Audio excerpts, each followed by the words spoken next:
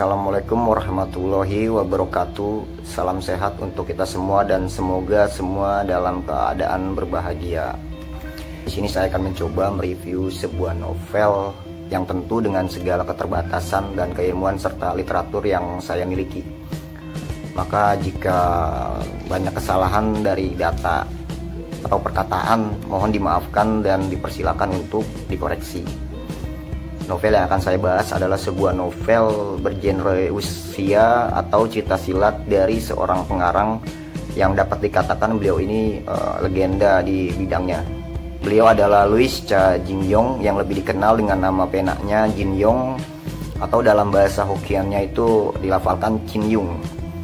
Beliau lahir di Republik Tiongkok pada 10 Maret 1924 dan meninggal pada 30 Oktober 2018 di Hong Kong. Dalam catatan yang saya dapat dari beberapa situs internet, Jin Yong di masa hidupnya sudah menulis novel sekitar 15 novel. Di antaranya cukup dikenal, ya, termasuk di Indonesia sendiri ada yakni trilogi Thunder of Heroes. Beberapa ceritanya ada 3 cerita. Legend of Thunder Heroes pada tahun 1957, kemudian The Return of Thunder Heroes 1959, dan ditutup The Heaven Sword and Dragon Saber pada tahun 1961. Ya, trilogi ini cukup menarik karena di setiap judulnya memiliki cerita berbeda dan konflik yang berbeda pula. Namun tetap ada benang merah di dalam ceritanya, dan ini yang menjadikannya tidak saling putus di antara ketiga ceritanya. Dan novel yang akan saya review adalah salah satu dari trilogi Thunder of Heroes ini yang ada di bagian kedua, yaitu The Return of Thunder Heroes. Ini sudah diterjemahkan oleh Gramedia Pustaka Utama, terpecah menjadi 4 jilid karena satu halaman mungkin ada 1600 halaman dari dalam cerita yang kedua ini, sama dengan yang pertama dan yang ketiga. Diterjemahkan menjadi Raja Wali Sakti dan Pasangan Pendekar. Mungkin beberapa tidak asing dengan novel ini karena beberapa adaptasi serial dramanya sering diputar di Indonesia. Dan yang paling diingat mungkin adaptasi versi tahun 1983 ketika itu dibintangi oleh Andy Lau dan juga Edith Chan sebagai 2 tokoh utamanya. Dan versi yang terakhir pun di tahun 2013, Chen Xiao dan Michael Chen yang sebagai tokoh utamanya juga ditayangkan di Indonesia. Di dalam sebuah karya sastra tentu ada unsur pembangun secara intrinsik, yakni ada tema, latar, tokoh, penokohan, dan juga alur. Di sini saya akan sedikit membahas temanya. Di sini keseluruhannya itu tentang cinta atau romantisme. Lalu latarnya itu ada di dinasti Song sekitar tahun 1200-an. Lalu tokohnya ada beberapa tokoh yang terlibat. Tokoh utamanya ada Yang Guo, terus Xiao Rongnu, Guo Jing, Wang Rong, Limo Chou, dan banyak lagi karena mungkin emang banyak banget ya kalau disebutin satu-satu. Saya sebutin beberapa tadi yang cukup berperan di dalam cerita ini. Lalu di penokohan nanti akan saya bahas lebih mungkin nggak terlalu detail atau rinci, tapi agak lebih banyak dibanding yang lainnya. Lalu ada alurnya itu lebih banyak maju ya, meskipun mungkin nanti ada beberapa di novelnya ini flashback. Nah, di sini saya akan mengurutkan pembahasan di mana yang tadi saya sebutkan cukup sampai di situ, dan di sini saya akan membahas tokoh dan juga penokohan yang tentu lebih mengerucut lagi itu di tokoh utamanya, Yang Gu. Sedikit sinopsis di novel ini. Pada sebelumnya Guo Jing adalah tokoh utama, namun di sini hanya sebagai tokoh, mungkin bisa disebut itu tokoh pinggiran ya. Nah, di sini tokoh utamanya itu Yang Guo. Nah, Yang Guo ini adalah anak dari tokoh antagonis di novel pertama, Yang Kang, yang merupakan saudara angkat dari Guo Jing. Namun karena kelicikan yang ada di kepala Yang Kang, akhirnya mereka bermusuhan. Namun di akhir cerita di novel pertama itu yang Kang mempunyai anak dari istrinya, dan itu diberi nama Yang Go. Nah, Yang Go ini pun pemberian nama dari Guojing. Nah, Yang Go ditemukan Guojing ketika usia sekitar mungkin kalau nggak salah itu sekitar 12 atau 14 tahun. Nah, dalam keadaan sudah yatim piatu. Nah, di sini ditemukan oleh Guojing dan bersama Huang Rong itu dibawa ke kediamannya, lalu diasuh lah, istilahnya diasuh oleh mereka. Dan Guojing pun berpikir untuk mengajari Yang Go itu ilmu silat dan beberapa ilmu sastra. Namun di sini Huang Rong itu mempunyai kecurigaan lebih karena kelicikan dari ayahnya Yang Go yaitu Yang Kang. Huang Rong takut itu menurun kepada Yang Go, dan makanya ketika itu banyak permasalahan yang terjadi, sehingga Yang Go itu hanya diajarkan ilmu sastra. Padahal sebelumnya Yang Go sudah mempelajari ilmu silat, yaitu dari salah satu musuh besar Guojing yang juga guru dari Yang Kang, yaitu Ouyang Feng, atau julukannya itu racun barat, yang mempunyai gangguan jiwa karena mempelajari kitab 9 bulan. Nah, karena kecurigaan Huang Rong cukup besar, akhirnya Guojing mengalah dan mengirimkan Yang Go ke satu perguruan yang ketika itu cukup lurus, yaitu perguruan Quanzhen. Nah, cuma di sini menjadi benang merah bagaimana bertemunya Yang Go dengan tokoh utama lainnya, itu Xiaolongnu. Di sini Yang Go itu selalu berbuat masalah di perguruan Quanzhen dan melarikan diri sampai tersesat di makam kuno, ditemukan oleh Nenek Sun kalau nggak salah. Itu dia sebagai pembantu dari makam kuno dan mengurusi kebutuhan Xiaolongnu. Nah, di sini Xiaolongnu pun bertemu dengan Yang Go. Ya, Xiaolongnu ini digambarkan sebagai perempuan yang sangat cantik, putih, dan jiwanya cukup bersih, tidak pernah bertemu dengan orang luar. Di berikutnya Xiaolongnu mengangkat murid Yang Go, lalu mengajarinya beberapa silat sampai ketika dia dewasa.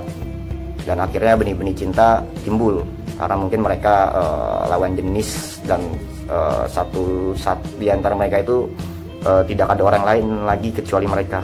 Jadi mereka saling membutuhkan mungkin. Nah, permasalahan muncul ketika Limo Chou yang merupakan kakak seperguruan yang diusir dari makam kuno itu datang mencari sebuah kitab pedang, itu pedang yang ditinggalkan guru Xiaolongnu, dan akhirnya bertikai sampai memaksa Xiaolongnu dan Yang Go meninggalkan makam kuno dan keluar ke dunia yang belum pernah dijejaki oleh Xiaolongnu. Sedangkan Yang Go sendiri karena awalnya itu liar, dia sudah biasa dengan keadaan dunia luar. Nah, di sini perjuangan asmara mereka cukup rumit karena di Tiongkok kuno sendiri punya suatu budaya yang menganggap guru dan murid itu sebuah hubungan sakral, bagaimana hubungan antara orang tua dan anak. Dan mereka dengan beraninya mengklaim hubungan mereka dan terjadi asmara.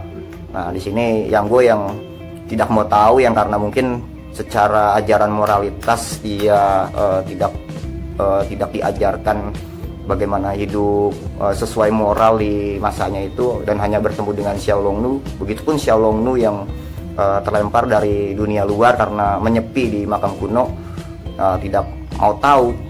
Nah, di sini sosok Yang Go cukup keras kepala, cukup idealis, dan bagaimana sikap anak-anak muda gitu. Begitupun Xiaolongnu yang dalam karakternya seorang perempuan yang lugu karena selama hidupnya hanya berada di makam kuno bersama Nenek Sun, dan setelah Nenek Sun meninggal, ya otomatis hanya Yang Go yang menemani. Xiaolongnu yang tidak pernah berhubungan dengan orang lain atau dunia luar, jelas tidak mengetahui aturan-aturan yang ketika itu ada di dunia luar, yang menurutnya itu cukup aneh. Yang dia tahu ya dia hanya mencintai muridnya, begitupun muridnya mencintai dia sebagai gurunya. Keduanya teguh pendirian. Selain permasalahan tabu asmara antara hubungan guru dan murid seperti layaknya hubungan incest, permasalahan lain terjadi. Xiaolongnu diperkosa oleh salah satu pendeta dari perguruan Quanzhen, Lalu Yang Go tangannya dibuntungi oleh Guofu, anak sulung dari Guojing. Keduanya pun terkena racun mematikan dan sampai harus berpisah selama 16 tahun. Tetapi mereka tetap bertahan dengan cintanya yang pada akhirnya pertemuan kembali terjadi setelah 16 tahun lamanya berpisah. Yang menarik untuk saya di sini adalah tokoh atau karakter dari seorang Yang Go, seorang yang keras kepala, idealis, dan memukul beberapa aturan yang menurutnya ketika itu ortodok. Saya pribadi berpikir Yang Go ini simbol seorang humanisme yang melawan aturan-aturan yang cukup tidak masuk akal dan tanpa mempertimbangkan nilai-nilai hak asasi manusia itu sendiri. Salah satunya mungkin persoalan cinta, termasuk konsep keperawanan yang menjadi salah satu konstruksi sosial yang pada akhirnya menjadi sebuah permasalahan untuk masyarakat dalam menilai benar dan salah atau baik dan buruk seseorang, hingga akhirnya menghakimi pribadi seseorang tanpa mencari tahu penyebab dan akar permasalahannya itu. Saya sendiri cukup tertarik dengan salah satu dialog dari Yang Go dengan Xiaolongnu di dalam novel yang ada di bagian ketiga di halaman 301. Nah, di sini sebuah dialog dari Yang Go yaitu, hari itu di Gunung Zhongnan, pikirnya, ia pernah bertanya kepadaku, apakah aku akan menikahinya? Saat itu aku kaget dan tak menjawab. Kemudian muncul banyak kesulitan. Saat ini sudah tidak banyak waktu, aku harus membuatnya mengerti maksud hatiku. Apa itu hubungan guru dan murid? Katanya keras. Apa itu kesucian? Kita sama-sama menganggapnya omong kosong, sampah. Mati boleh, hidup juga boleh. Kita berdua, siapapun tak menderita, siapapun tak kesepian. Mulai hari ini, kau bukan guruku, bukan bibiku, kau istriku, pasangan hidupku. Xiaolongnu gembira menatap wajahnya. Apa kata-katamu ini tulus? Bisiknya. Apakah bukan untuk membuatku gembira, maka kau sengaja mengucapkan kata-kata yang enak didengar?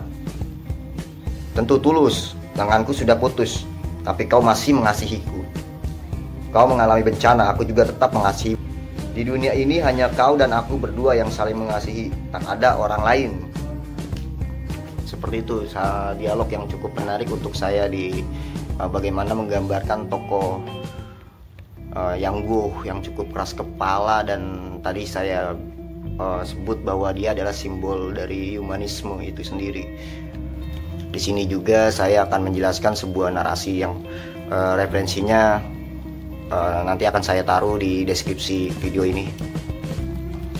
Yang Go adalah sosok seorang pemberontak terhadap sistem dan adat istiadat yang berlaku. Khas karakter anak muda yang suka bercanda, cerdik, keras kepala, dan menganggap orang tua ketinggalan zaman. Bagi masyarakat Cina kuno yang mengadopsi Konfusianisme, posisi guru adalah sama dengan orang tua kandung. Karena itu ketika Yang Go bertekad untuk menikahi dengan gurunya, yaitu Xiaolongnu, Yang Go dianggap berniat melakukan hubungan incest yang terlarang. Nah, pada sebelumnya Guojing yang merupakan tokoh utama adalah seorang Konfusius. Tentunya marah terhadap keponakannya yang dianggap tidak patuh terhadap norma kemasyarakatan yang dibentuk oleh leluhur mereka. Yang Go adalah sosok antitesis dari seorang Guojing karena Yang Go bersifat unorthodox sehingga dianggap sesat dan tidak mengikuti aturan. Bagai air yang mengalir, Yang Go tetap keras kepala dan tak mau terikat dengan konsep nilai-nilai norma kemasyarakatan yang berlaku. Dari narasi tersebut tentu bisa disimpulkan, dan menurut pribadi saya ya tadi cukup menarik tokoh Yang Go itu, bagaimana pribadinya yang cukup keras kepala, terus idealis, berbeda dengan mungkin Guojing ya. Dalam kisah cinta Guojing dengan Huang Rong, Guojing sempat berpikir untuk menikah dengan tunangannya waktu itu Putri Mongol. Cuma karena ada permasalahan di dalam diri Guojing yang waktu itu dia benar-benar seorang yang nasionalisme, patriotisme, dan tidak mau mengkhianati tanah airnya. Akhirnya ia pergi kembali ke Huang Rong. Dan di tokoh ketiga yaitu Zhang Wuzi sama, karena Zhang Wuzi lebih banyak mungkin kalau saya bilang agak labil dalam hal menentukan perasaannya. Ketika itu Zhang Wuzi dipertemukan dengan beberapa perempuan yang akhirnya terjadilah konflik pada Zojiro juga bersama tokoh utama perempuannya waktu itu, Min Min kalau nggak salah. Nah, tapi pada akhirnya ia memilih Min Min, cuman tidak sekuat bagaimana perjuangan seorang Yang Guo untuk bertahan dengan Xiaolong Nu ini. Bahkan beberapa perempuan yang datang kepadanya tertolak oleh Yang Guo karena dia tetap akan memilih satu, yaitu Xiaolong Nu. Nah, cukup sampai di sini review dan sedikit analisis saya gitu. Dan ini juga sedikit sebenarnya tanpa banyak literatur yang saya punya, data yang saya punya. Saya mencoba untuk mengeluarkan bagaimana perspektif saya, bagaimana pandangan saya terhadap karya novel yang dituliskan oleh Jin Yong ini. Saya ucapkan terima kasih untuk yang sudah menonton dan akhir salam, waalaikumsalam warahmatullahi wabarakatuh.